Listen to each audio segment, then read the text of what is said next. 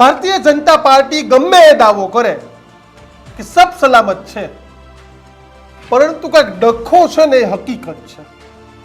હજુ તો જુનાગઢ જિલ્લામાં જવાહરભાઈની નારાજગી પૂરી નથી થઈ અને હવે નારાજગી મોટું સ્વરૂપ લેશે તેને હવે ગેરંટી પણ છે, કારણ કે જવાહર ચાવડાએ ખુલ્લીને ભાજપ સામે મોરચો માંડ્યો છે. પહેલા મનસુખ માંડવિયા, કિરીટ પટેલ અને કિરીટ પટેલ વાયા જુનાગઢનું કમલમ. એટલે તમે ભાજપના ઘર સુધી પહોંચી ગયા છો એટલે એક વાત નક્કી છે કે જવાહરભાઈ બગાવત કરવાના મૂડમાં છે. પરંતુ જુનાગઢ જિલ્લામાં બીજા આવા સમાચાર આવે તો, કારણ કે જુનાગઢ જિલ્લામાં હર્ષદ રીબડિયા કે જેવો જવાહરભાઈની જેમ તેનું ગોત્ર કોંગ્રેસનું છે, પરંતુ તે પણ મોટા ઉપાડે 2022માં ભારતીય જનતા પાર્ટીમાં ચૂંટણી પહેલા જોડાઈ ગયા. અને હર્ષદ રીબડિયાને એવું હતું કે હું ભારતીય જનતા પાર્ટીમાં જોડાઈ જઈશ એટલે મારે ચૂંટણી જીતવી આસાન થઈ જશે. પરંતુ વિસાવદરની જનતા છે ને કંઈક નવું કરવા માટે ટેવાયેલી હતી. હર્ષદ રીબડિયા મોટા ઉપાડે ભારતીય જનતા પાર્ટીમાં જોડાયા, પરંતુ હર્ષદ રીબડિયા સાથે પણ એ જ થયું કે જે જવાહરભાઈ સાથે થવાનું.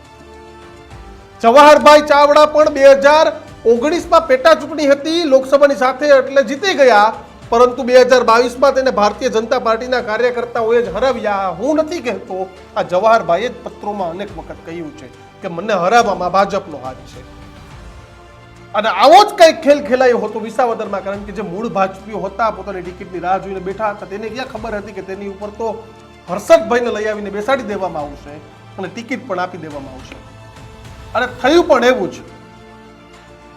હવે તમે મને પૂછશો કે હર્ષદભાઈ નારાજ છે તેની શું સાબિતી? તો હર્ષદભાઈ નારાજ છે તેની સાબિતી એ કે એક તો હર્ષદભાઈ રીબડિયા હારી ગયા એટલે હર્ષદભાઈને એવું હતું કે કાંઈ વાંધો નહીં, આ વખતે હારી ગયો 27માં પાછી ટિકિટ મળી જશે. પરંતુ હર્ષદ રીબડિયા જેની સામે હાર્યા તે ભૂપત ભાયાણીને આમ આદમી પાર્ટીમાંથી ઉપાડી અને ભારતીય જનતા પાર્ટીમાં સામેલ કરી દીધા.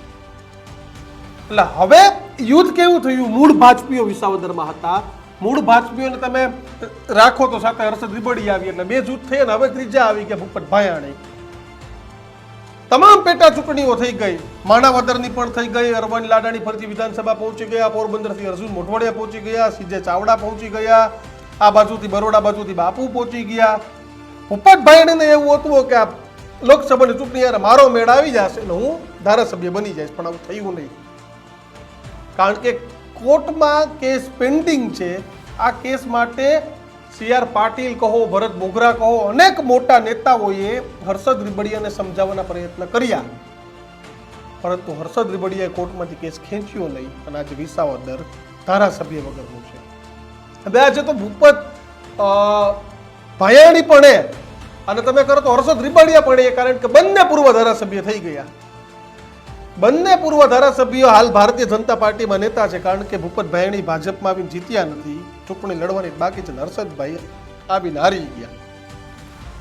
હર્ષદ રીબડિયાની વાત એટલે સામે આવી કે હર્ષદ રીબડિયાએ આજે એક પત્ર લખ્યો અને આ પત્રમાં અનેક ઉલ્લેખ છે તે કરવામાં આવ્યા અને ઉલ્લેખમાં મહત્વની વાત એ કે 3 વર્ષમાં વિસાવદરના કોઈ કામ થયા જ નથી. આવો આરોપ હર્ષદ રીબડિયાએ ખુલ્લેઆમ લગાવ્યો. એટલે કે છેલ્લા ઘણા બધા સમયથી એવી વાત હતી કે હર્ષદ રીબડિયા નારાજ છે, પરંતુ હર્ષદભાઈ પોતાની નારાજગી ક્યારેય ખુલીને છે તે પ્રગટ કરતા ન હતા. પરંતુ આજે હર્ષદ રીબડિયાએ પોતાના સોશિયલ મીડિયાના માધ્યમ પર પોસ્ટ પણ મૂકીને લખ્યું કે માર્ગ મકાન પંચાયત વિભાગ હસ્તકના 130 કરોડની માતબર રકમના કુલ 76 કામો 6 મહિનાથી લઈને 3 વર્ષ પહેલા મંજૂર થયેલા તે કામ ચાલુ કરવા બાબતે જિલ્લા વિકાસ અધિકારીનો પત્ર લખું છું. પત્રમાં અનેક ખુલાસાઓ અને તેની સાથે જ ક્યાં ક્યાં વિભાગના કેવા કેવા કામ છે. તો કે બેલા બાદલપુર રોડ ને ઓજતનો બ્રિજ એને 380, કાથરોટા દેવડાલ રોડ રકમ 250 લાખ. એટલે કે આવા કેટલા કામો નથી થયા તેના લિસ્ટની વાત કરવામાં આવે તો 76 કામ અત્યાર સુધીમાં નથી થયા તેવું હર્ષદ રીબડિયાએ કહ્યું. એટલે કે વિસાવદર ધારાસભ્ય વગરનું છે, વિકાસ વગરનું છે, આવું ખુદ ભારતીય જનતા પાર્ટીના ધારાસભ્ય લેટર પેડ ઉપર લખીને કહી રહ્યા છે. 2.5 થી 3 વર્ષમાં જો વિકાસના કામો જ ન થતા હોય તો એનું એકમાત્ર કારણ છે ભારતીય જનતા પાર્ટીનો જુનાગઢ જિલ્લામાં આંતરિક કલહ. તે માણાવદર પણ હોય, અને વિસાવદર પણ હોય, કારણ કે વિસાવદરમાં 3 જૂથ થઈ ગયા, મૂળ ભાજપીનું, હર્ષદ રીબડિયાનું અને હવે ભૂપત ભાયાણીનું.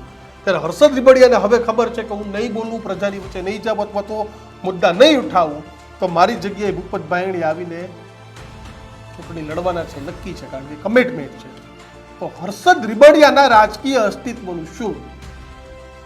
તો શું હર્ષદ રીબડિયા ફરીથી ઘર વાપસી કરશે, એટલે કે કોંગ્રેસમાં જોડાશે? કારણ કે હર્ષદ રીબડિયા પણ એ નેતા છે કે જેને કેશુભાઈ પટેલના પુત્ર ભરતને હરાવ્યો હતો. 2017માં પણ હર્ષદ રીબડિયા ફરીથી જીત્યા. બંને વખત હર્ષદ રીબડિયા જીતા ત્યારે કોંગ્રેસ તો સિમ્બોલ હતો અને જેવો કેસરિયા કર્યા તેવો હારનો સામનો કરવો પડ્યો. અને હવે પત્ર લખી અને કદાચ જો જવાહરભાઈ વાળી થાય તો નવાઈ નહીં, કારણ કે આ પત્ર ભલે સંકેત હોય પરંતુ સંકેત પત્ર લખી અને રીબડિયાએ ઉપર સુધી પહોંચાડી દીધો છે. તમને શું લાગે છે કે હર્ષદ રીબડિયા ભારતીય જનતા પાર્ટીમાં રહેશે કે નહીં તે કોમેન્ટ બોક્સમાં જણાવજો. અને વધુ આવા જ વિડીયો જોવા માટે જોતા રહો ન્યૂઝરૂમ. અને જો તમે હજુ પણ અમારી ચેનલને લાઇક, શેર કે સબસ્ક્રાઇબ નથી કરી તો અત્યારે જ સબસ્ક્રાઇબ કરી દેજો, કારણ કે આ જ પ્રકારના પોલિટિકલ વિડીયો છે તે તમને મળતા રહેશે. નમસ્કાર.